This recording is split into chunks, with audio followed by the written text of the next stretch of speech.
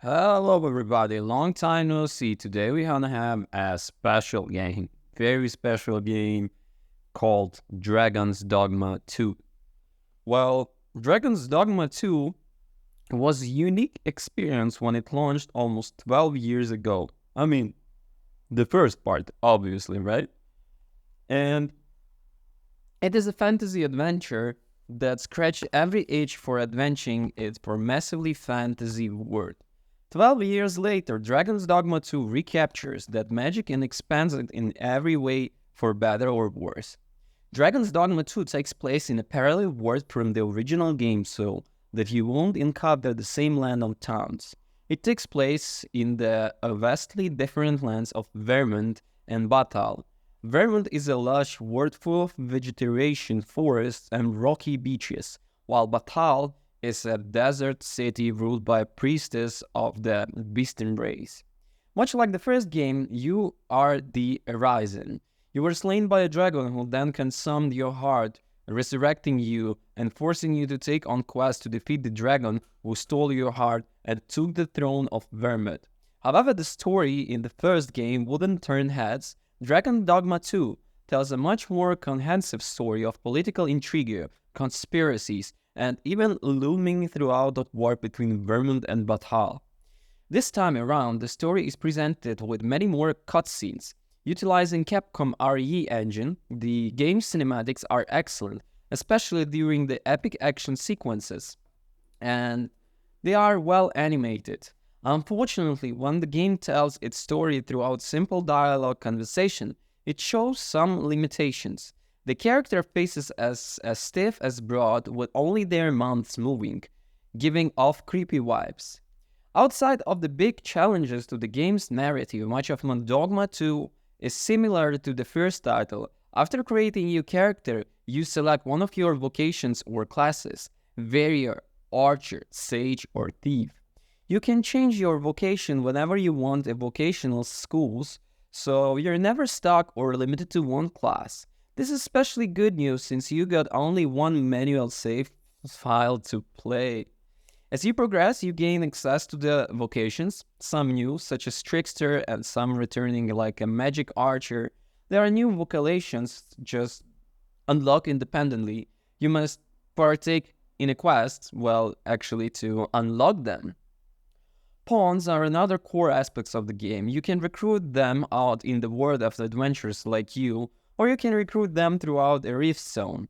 In another dimension, you can recruit pawns created by the other players, including some created by Capcom themselves. The pawn system has many aspects can you explore to see some of the cool things pawns can do. The game has its own pawn leaderboard system, so you can see some of the highest rated pawns in the world.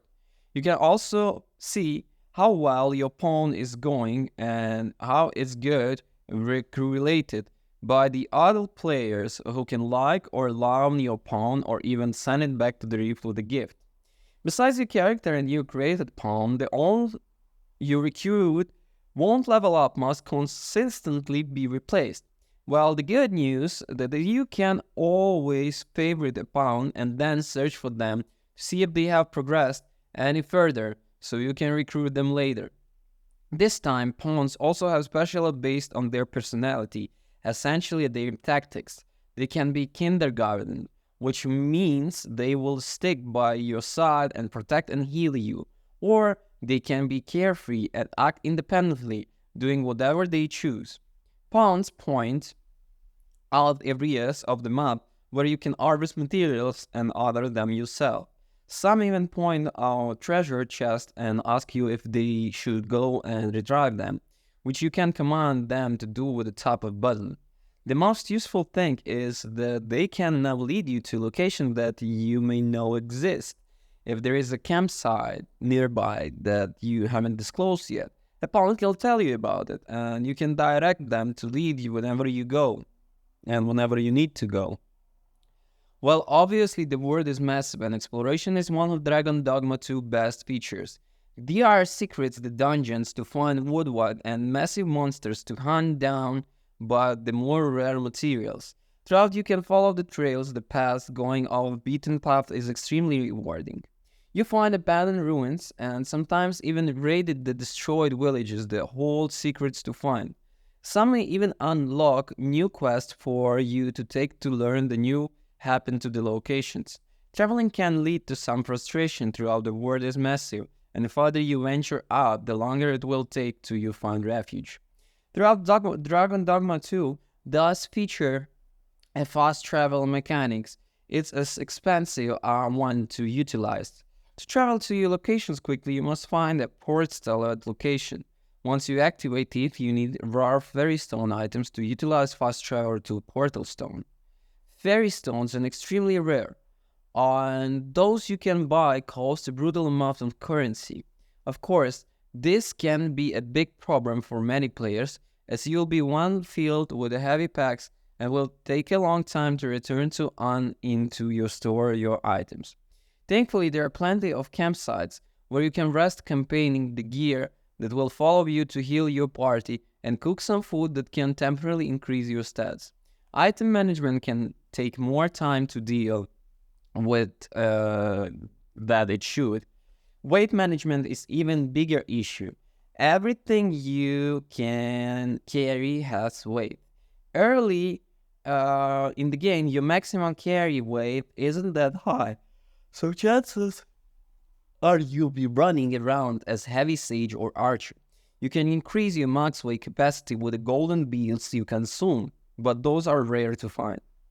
You mostly hand off many of your items and materials to your pawns as the portable used to upgrade your weapons and armor.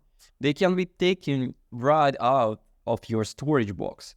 There isn't a crafting system, but you can combine items to create the healing potions, especially arrows, and oil to fuel a lantern.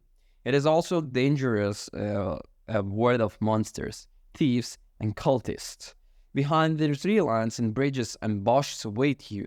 Enemies are extremely intelligent and lay traps for unsuspecting travelers. I found the enemy encounters exhilarating, and even throughout you may be facing off against a pack of wolves, every encounter can be dangerous.